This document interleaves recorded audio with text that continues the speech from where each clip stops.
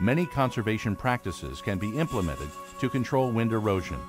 Conservation practices are designed to either reduce the wind force at the soil surface or create a soil surface more resistant to wind forces. Some practices also trap saltating particles to reduce the abrasion of soil surfaces downwind. A conservation practice that preserves crop residue or keeps growing vegetation in the field will result in all these beneficial effects. This is the most practical way to reduce wind erosion potential. Plants and crop residues protect soil particles on the surface by absorbing a portion of the direct force of the wind, trapping moving soil particles and enhancing soil particle cohesion.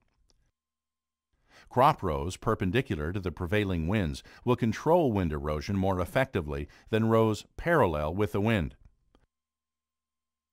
Also, standing residues are more than twice as effective as flattened residues. Other conservation practices such as windbreaks, grass barriers, strip cropping, or clod-producing tillage should be considered to supplement vegetative cover. Cropping systems which preserve surface residue are a practical approach to reduce the potential of soil erosion by wind. Mulch tillage maintains crop residues on the entire soil surface year-round. It is one of the simplest systems to use in reducing wind erosion and at the same time contributes to the control of water erosion. Excessive tillage that buries crop residues is a major cause of inadequate vegetative cover on cropland. Mulch tillage practice uses non-inversion tillage where residue is only partially incorporated using chisels, sweeps, field cultivators, or similar implements. No-till or strip-till involves managing the amount, orientation, and distribution of plant residues on the soil surface year-round, while growing crops in narrow slots or tilled strips in the field. This practice is also referred to as zero-till, slot plant, row-till, or more generally, conservation tillage. Ridge-till manages crop residues on the soil surface year-round by growing crops on pre-formed ridges, alternating with furrows, which are protected by crop residue. Seasonal residue management leaves protective residue on the soil surface during a prescribed time of year by delaying primary tillage or seedbed preparation until immediately prior to planting. Permanent vegetative cover is one of the most effective ways to control wind erosion. It protects the soil from wind and water erosion forces throughout the year. Pasture and hay planting establishes native or introduced forage species for livestock grazing or feed. Conservation cover involves establishing and maintaining permanent vegetative cover on land retired from agriculture production, such as land considered highly erodible in the Conservation Reserve Program. Critical area planting involves planting vegetation such as trees, shrubs, vines, grasses, or legumes in highly erodible areas. This practice is used on areas that cannot be stabilized by ordinary planting techniques and may suffer severe erosion if left untreated. The importance of vegetative cover for land protection cannot be overstressed. Permanent vegetation or crop residues are valuable resources when considering their ability to conserve soil, water, and air resources. Removing residues from fields for other uses or burning should not be done without an understanding of the erosion control consequences. When vegetation is sparse as a result of drought or some cropping practices or crop types, ridges and large soil clods, or aggregates, are frequently the only means of controlling erosion on large areas. Roughening the land surface with ridges and clods reduces the wind velocity and traps drifting soils. While a cloddy soil surface will absorb more wind energy than a flat, smooth surface, a soil surface that is both ridged and cloddy will absorb even more. Soil crust can also increase resistance of the surface soil to wind forces, but this effect is only temporary and should not be relied upon for erosion control. Crosswind ridges are formed by tilling or planting across the prevailing wind erosion direction. If erosive winds show no seasonal or annual prevailing direction, this practice has limited protective value. Tillage implements can form ridges and depressions that alter wind velocity. The depressions also trap saltating soil particles and stop avalanching of eroding material downwind. However, soil ridges protrude higher into the turbulent wind layer and are subject to greater wind forces. Therefore, it is important that cloddiness on top of the ridge is sufficient to withstand the added wind force. Otherwise, they will quickly erode and the beneficial effects will be lost. Ridging sandy soils, for example, is of little value because the ridges of sand are erodible and soon leveled by the wind. Clod-forming tillage produces aggregates or clods that are large enough to resist the wind force and trap smaller moving particles. They are also stable enough to resist breakdown by abrasion throughout the wind erosion season. If clods are large and stable enough, as smaller particles are removed or trapped, the surface becomes stable or armored against erosive action. The duration of protection depends on the resistance of the clods to abrasion or changes in the wind direction. Of the factors that affect the size and stability of soil aggregates, most notable is soil texture. Sandy or coarse-textured soils lack sufficient amounts of silt and clay to bind particles together to form aggregates. Such soils form a single-grain structure or weakly cemented clods, a condition that is quite susceptible to erosion by wind. Many other factors also affect aggregate consolidation and stability.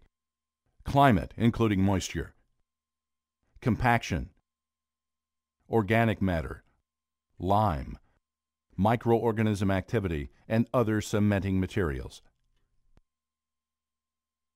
Any process that reduces soil consolidation also increases erodibility. The persistence of aggregates is greatly affected by the climatic processes of wetting and drying, freezing and thawing, or freeze-drying, which generally disintegrate clods and increase erodibility. Mechanical action such as tillage, animal or machine traffic, and abrasion by saltating soil particles can also affect cloddiness. Tillage may either increase or decrease clods at the surface, depending on the soil condition in the tilled layer and the type and speed of the implement. Repeated tillage usually pulverizes and smooths dry soils and increases their erodibility, especially if done with implements that have an intensive mechanical action, such as tandem discs, offset discs, or harrows. Soil water at the time of tillage also has a decided effect on cloddiness. Research has found that different soils have differing water contents at which soil pulverization is most severe. Smaller clods are produced if the soil is either extremely dry or extremely moist than at intermediate water contents.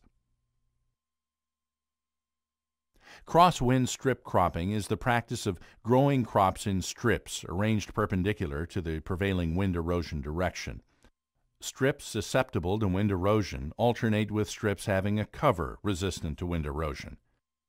This practice reduces the downwind avalanche effect by limiting the distance particles can travel before being trapped. As prevailing wind direction deviates from the perpendicular, correspondingly narrower strips are required. When designing strip cropping systems, soil aggregation, machinery size, exposure to knolls, residue management, and windbreaks must all be considered, in addition to the prevailing wind erosion direction. On extremely erodible soils where very narrow strips are required, consideration should be given to permanent vegetation, such as grass or grass-legume mixtures. In contrast to methods which make the soil surface more resistant to the forces of wind, barriers alter the effect of the wind force on the soil surface. Barriers help by reducing wind speed on the downwind side of the barrier and by trapping moving soil. Research has shown that barriers significantly reduce wind speed for a distance of about 10 times the height of the barrier, in effect reducing the field length along the erosive wind direction. However, the fully protected zone of any barrier diminishes as wind velocity increases and as the wind direction deviates from perpendicular to the barrier. Windbreaks and shelter belts are linear plantings of single or multiple rows of trees or shrubs established for wind erosion control as well as snow management. They protect crops, shelter livestock, and provide wildlife habitat. One advantage of windbreaks over most other types of wind erosion control is that they are relatively permanent. During drought years, windbreaks may be the only effective and persistent control measure on cropland. Many of the windbreaks planted in the 1930s and 40s were wide because it was believed that wide belts were necessary to provide adequate wind reduction. The trend today is toward narrower plantings. Single-row plantings are most common in field windbreaks because they occupy the least amount of land area for the amount of protection derived from them. The type of species planted in a windbreak has a considerable bearing on the year-round effectiveness because the amount of protection depends on the barrier shape, width, height, and porosity. The seasons also govern porosity of many species and therefore influence the effectiveness of the windbreaks. During establishment of windbreaks, protection is limited, and unless other erosion control measures are in place, severe damage to the plantings and the land may result. Crosswind trap strips consist of herbaceous vegetation resistant to wind erosion, established in one or more strips perpendicular to the prevailing wind direction. Since saltating particles can travel up to 15 feet, the crosswind trap strips should be at least 15 feet in width and up to 25 feet for shorter strip vegetation. The purpose of trap strips is to trap saltating particles and to provide protection from the effects of wind erosion. Trap strips, however, require frequent and expensive maintenance. Herbaceous wind barriers are tall, non-woody vegetative barriers established in 1 to 2 row narrow strips across the prevailing wind direction.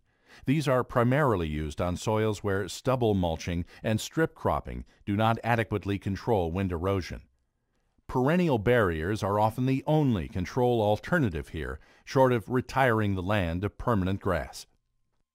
Perennial grass barriers work well for wind erosion control, as well as trapping snow and reducing evaporation on dry land cropping areas. Other advantages of these types of barriers are ease of establishment and low cost. Annual crops can also be used as herbaceous wind barriers, so one crop provides protection for another crop.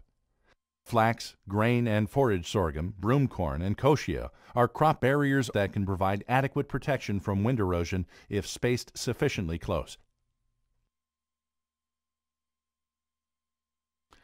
Artificial barriers, such as snow fences, board walls, bamboo and willow fences, earthen banks, hand-inserted straw rows, and rock walls, have been used for wind erosion control, but only on a very limited basis. There is usually a very high cost in material and labor to construct these barriers, and their use is generally restricted to high-value crops. They can also be used in sand dune areas to aid in the initial stabilization phase, while grass and trees are being established. Reshape the land.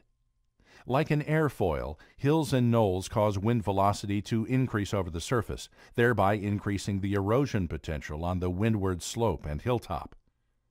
Reshaping the land by leveling knolls and benching slopes to shorten the unsheltered distance is an option in wind erosion control, but is usually not economical or practical. Because land reshaping is very costly, other effective control measures, such as no-till or seeding to permanent grass, are usually more viable options. Emergency wind erosion control.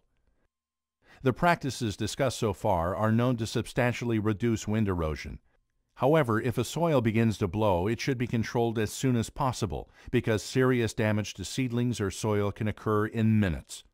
Often, wind erosion will start in a small area of a field where soil texture, aggregation, or vegetation conditions are more vulnerable to wind forces.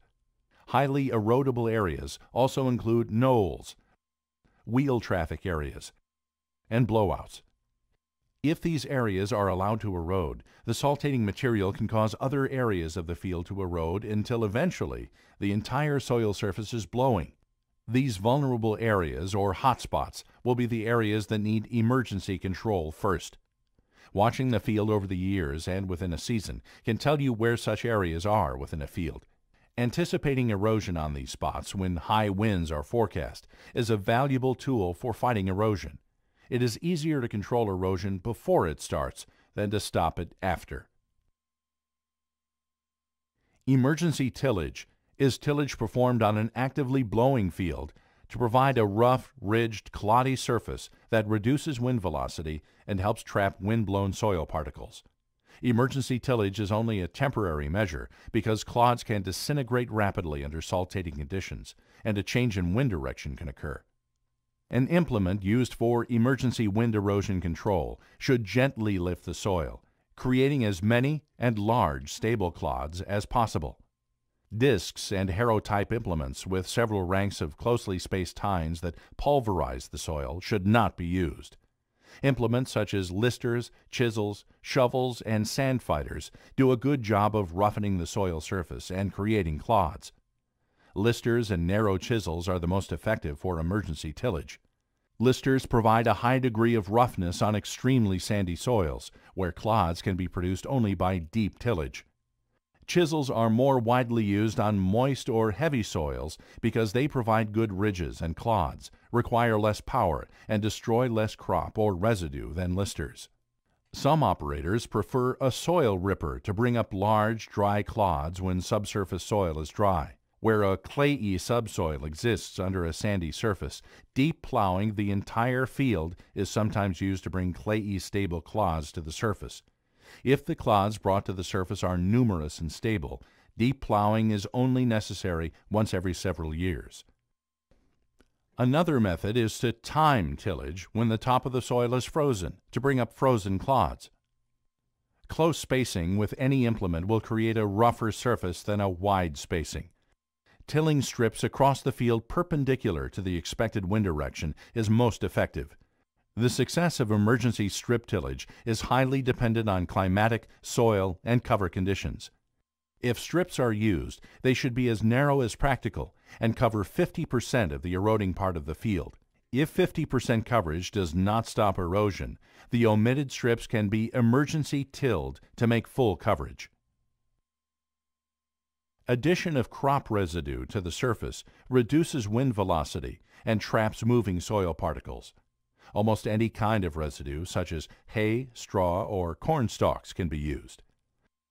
Approximately 2,000 to 4,000 pounds of residue per acre is required to control erosion in areas where erosion has already begun. Residue can be distributed with a manure spreader or even by hand if the area is small. This method is not normally used in entire fields or with row crops, but is most practical as an emergency treatment. A rotary hoe or mulch treader helps spread the residue uniformly. Normally, the residue must be anchored in place with a stubble puncher or a disc, with gangs set at a minimum angle and shallow depth. Large-stemmed residues such as corn stalks are effective and might not require anchoring.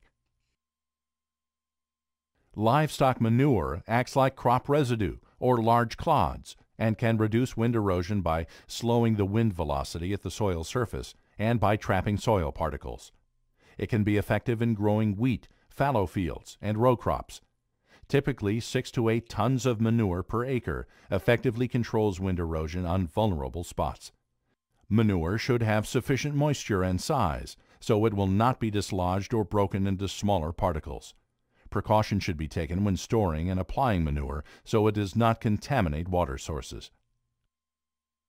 Erosion control with irrigation is generally impractical and wastes water because the surface tends to dry rapidly under high wind conditions.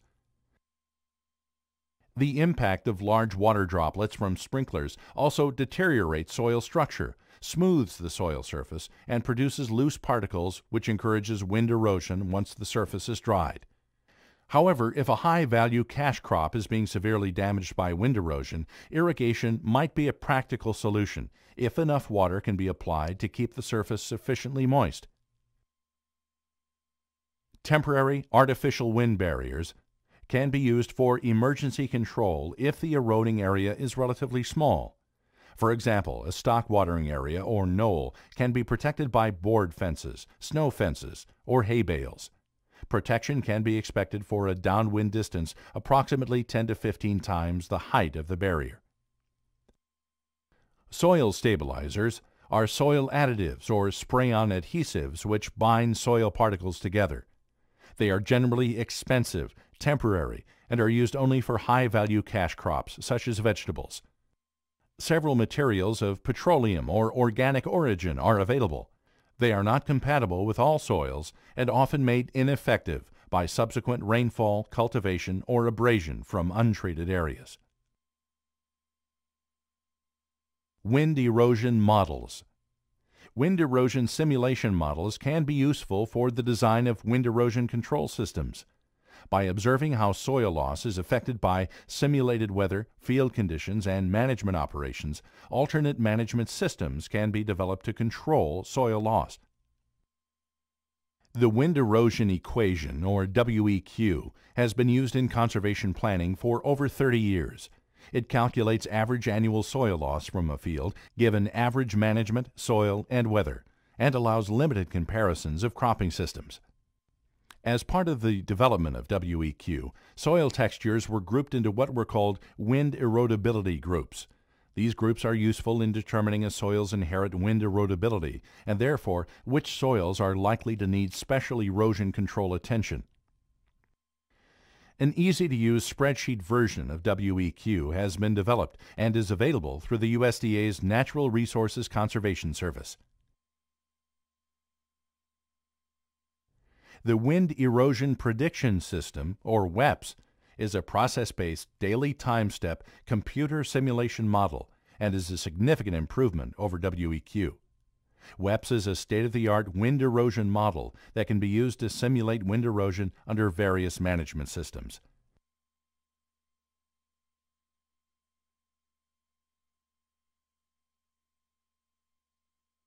The results from WEPS can be compared to determine the best management system to control erosion for a particular location, field shape, and soil type. The user manual available with the WEPS model provides more information on its use in designing management systems for wind erosion control. The WEPS model can be obtained from the USDA Agricultural Research Service, Wind Erosion Research Unit in Manhattan, Kansas. The USDA Agricultural Research Service, with support from the Natural Resources Conservation Service, continues to research processes, causes, and control of soil erosion by wind. Through this research, it is hoped that even better control strategies will be developed for current and future land managers. A sound understanding of the processes that cause wind erosion is key in developing effective control strategies.